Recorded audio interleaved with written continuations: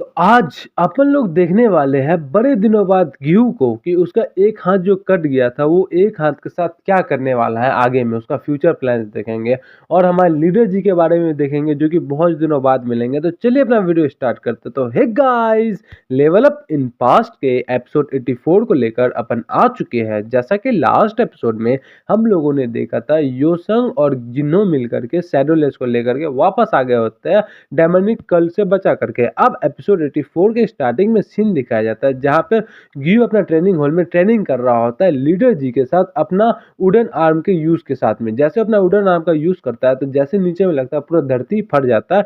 ये देख के सारा बंदा चौंक जाता है और ग्यू सोचता है क्या मैं इसको इंड्योर कर लिया। जैसे वो बताता है हमारा द्योमंग उधर से उसका सील फेंकता है, बताता है ये लोग ग्यू अपना जनरल क्यूआई का इस्तेमाल करो। ये बोल के ग्यू जैसे उसको पकड़ता है अपना क्यूआई का इस्तेमाल करता है, उसी टाइम उसका जो वुडन हाथ होता है वो वैसे ही बिना विथ स्टैंड करे बिना टूट जाता है। वहां पे ग्यू भी परेशान हो जाता है, सारा बंदा परेशान हो जाता है।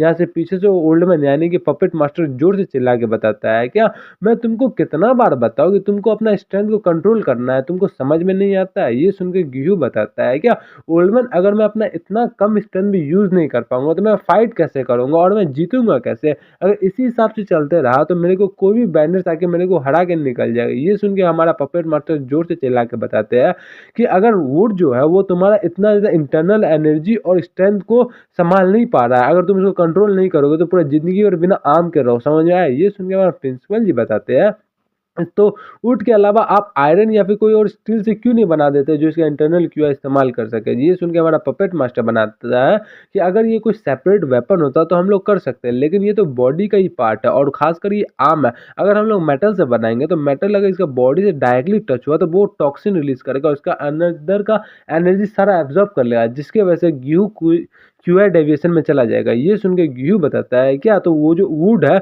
उसको भी दिमाग लग जाता है। ये सुन के पपेट मास्टर जोर से चिल्ला के बताता है क्या तुमको पता भी है कि आर्टिफिशियल आर्म को बनाने में कितना ज़्यादा मुश्किल होता है, कितना ज़्यादा मुश्किल होता है। ये सुन के उसको डांट रहा होता है, वो भी उसको डांट रहा होता है, ग्यू भी उससे लड़ रहा होता है, ओल्ड मैन भी उससे लड़ रहा होता है। ये सुन के हमारा जो लीडर जी होते हैं वो परेशान होकर बताते हैं और हमारा सील की तरफ देख के बोल रहा होता है कि ये जो सील है इसका हम लोग को साइज को रिड्यूस करना पड़ेगा। ये सुन के द्योमंग बताता है कि इसका साइज को मैं रिड्यूस कर दूंगा, आप इसको मेरे पे छोड़ दीजिए। ये सुनकर गेहूं बोलता है एकदम चौंक करके क्या तुम श्योर हो अभी कुछ टाइम में तुम्हारा इवोल्यूशन टेस्ट आने वाला है बहुत ही जल्दी में, क्या तुम्हारे पास टाइम बचेगा इतना। जिसमें हमारा द्योमंग बताता है यस मेरे पास प्लेंटी ऑफ टाइम बचा पड़ा है और वैसे मेरे को जो पढ़ना तो मैं ऑलरेडी उसको पढ़ चुका हूँ, क्योंकि मैं नॉर्मली ज़्यादातर बुक ही रीड करता हूँ और अभी जितना भी बुक है सारा जल के राख हो चुका है, तो इसलिए मेरे पास कुछ चीज़ बचा ही नहीं और जो बुक बचा हुआ उसको मैं एक बार पहले ही रीड कर लिया। ये सुन के हमारा लीडर जी बताता है कि तुम टेंशन मत लो, हम लोग को बहुत सारा बुक डोनेट किया जा चुका है और हमारा जो नया लाइब्रेरी वो भी बनने को रेडी हो गया।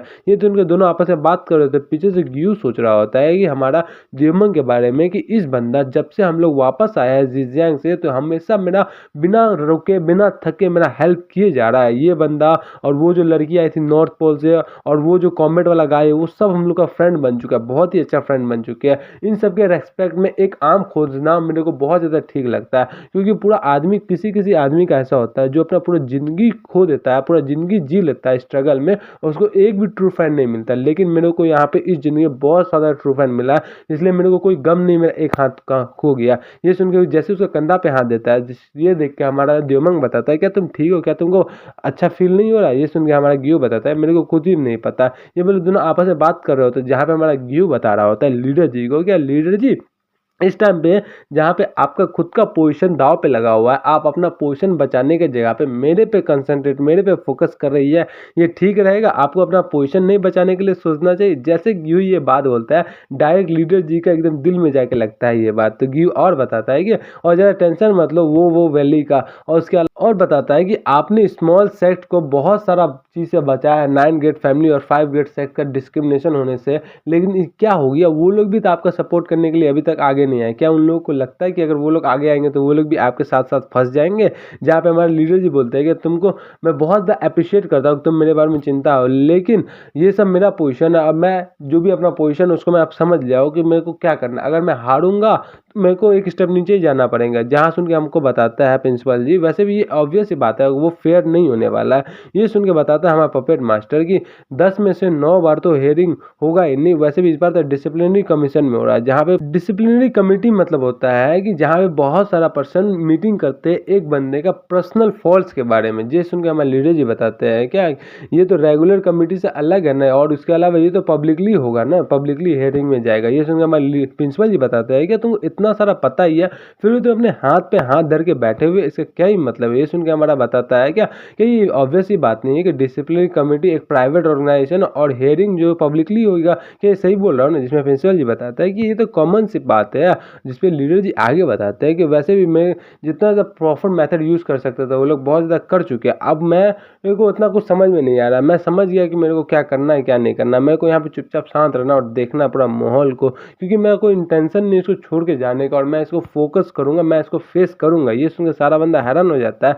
ये बोल के हमारे लीडर जी बताते हैं लेकिन ये जो आवाज़ आ रहा है ये आवाज़ रोने का आवाज़ नहीं, ये आवाज़ तो बहुत ज़्यादा चीयरिंग का आवाज़ है। ये ऐसा लग रहा है कि ये एक हीरो आ रहा है। ये देखे हमारे गेट की तरफ देखता है जहाँ पे गियू और हमारे द्योमंग भी हैरान होकर बताता है क्या एक हीरो आ रहा है। यहाँ से एक बंदे का हाथ दिखा जाता और यहाँ पे हम वापस से यूसंग आ गया होता अपना हाथ के पीछे एक बड़ा सा हाथ रखे हुए, और बताता है क्या मैंने सुना है यहाँ पे एक बड़ा सा आदमी रहता है जिसके पास बस एक ही हाथ है। क्या ये सच है? ये देख के हमारा गियू और द्योमंग बहुत ज़्यादा खुश होकर बताता है क्या डांग यूसंग ये तो तुम हो। यहाँ पे यूसंग बहुत स्माइल करके सबको ग्रीट करता है, जिसको देखकर हमारा प्रिंसिपल जी बताता है क्या तुमने बोला हीरो, क्या एक हीरो होता है स्टोरी बुक का ऐसा हीरो जो कि इग्नोरेंट भी है और टैलेंटलेस भी है, इसके पास तो कोई टैलेंट भी नहीं है। ये देख के हमारा लीडर जी बताता है कि आपको पता नहीं है इसने बोला था कि कुछ टाइम पहले इतना ज़्यादा स्ट्रांग बनेगा कि वर्ल्ड का ग्रेटेस्ट बंदा बन जाएगा, और उसके अलावा ये वर्ल्ड को डिस्ट्रक्शन से बचाएगा। जिसको सुनकर हमारा प्रिंसिपल जी बताते हैं कि तुम्हारा मेमोरी तो बहुत ही ज़्यादा अच्छा है। और हमारा ग्यू बताता है वो क्या पकड़ा हुआ है। यहाँ पे यूसंग एक हाथ पकड़ा हुआ था जोर से ऊपर दिखाता है, जो हाथ को गियो अपना हाथ में लगाता है और बताता है क्या ये कहाँ से आ गया, ये तो अज़ूरा जेड है, इसको तुम वापस से रीयूज़ कैसे कर लिए।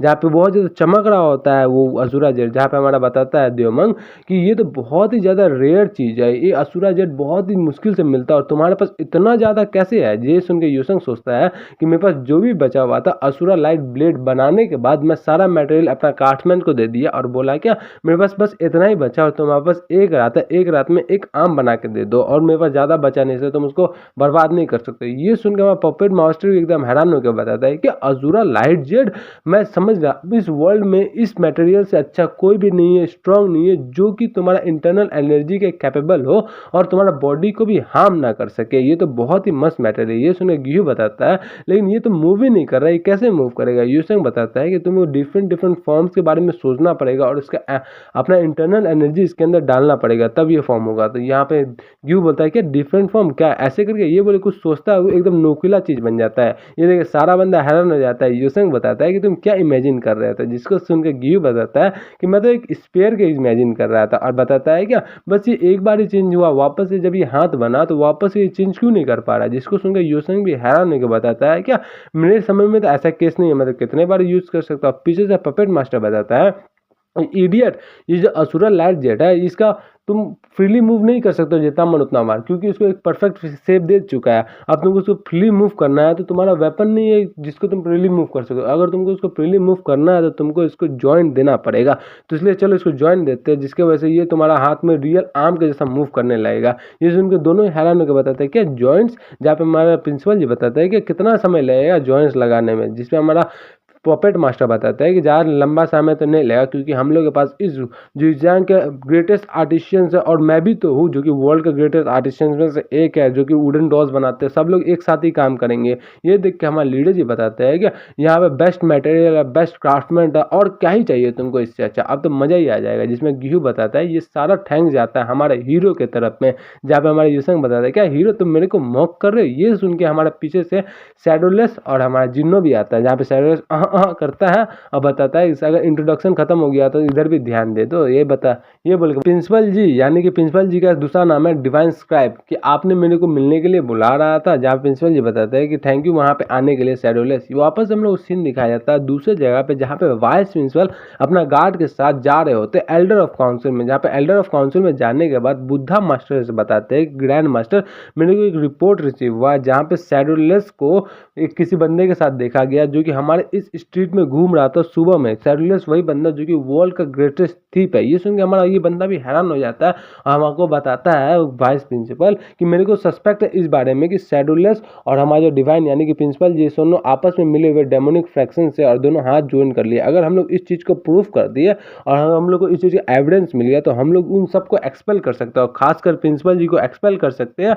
और मन में सोचता है कि एक बार ये अपॉर्चुनिटी मेरे को मिल जाए तो मैं उनको एक्सपेल करके उनका जगह पे अपने आप को प्रिंसिपल बना दूंगा, तो मजे ही मजे होगा। जिसको उनका बुद्धा मास्टर बताता है क्या वाइस प्रिंसिपल, क्या आप जो जो अभी वर्ड बोले क्या आप उसका रेस्पॉन्सिबिलिटी लेना चाहते हैं। ये सुनकर वाइस प्रिंसिपल हैरान हो जाता है और मन में पीछे से मार्क्स वाला बंदा टेलीपैथी के तौर पर बताता है क्या ग्रैंड मास्टर, क्या इन लोगों को पता चल गया कि हम लोग ने कॉन्टैक्ट दिया था शैडोलेस को उस चीज़ का। ये सुनकर ग्रैंड मास्टर बताते हैं क्या इतना डायरेक्टली कंक्लूजन की तरफ मत जाओ, अभी भी बहुत सारी चीज़ है जिसकी देखना बाकी है। तो इसलिए बहुत ही इन्वेस्टिगेट करो अच्छा से और सॉफ्टली हैंडल करो सारा चीज़ को। समझ में आए। ये बिल्कुल टेलीपैथी के तौर पे यस बोलता है और हमारा वाइस में चला है वो भी यस बोलता है और सोचता है कि इन्होंने मेरे को बोला कि आगे प्रोसीड करूँ या ना करूँ, मैं एविडेंस खोजूँ या ना खोजूँ। ये बोल के दोनों आगे देखता है और यहाँ पे हमारा एक ऐसा चीज़ रहता है जिसके बारे में आप लोग सोच भी नहीं सकते।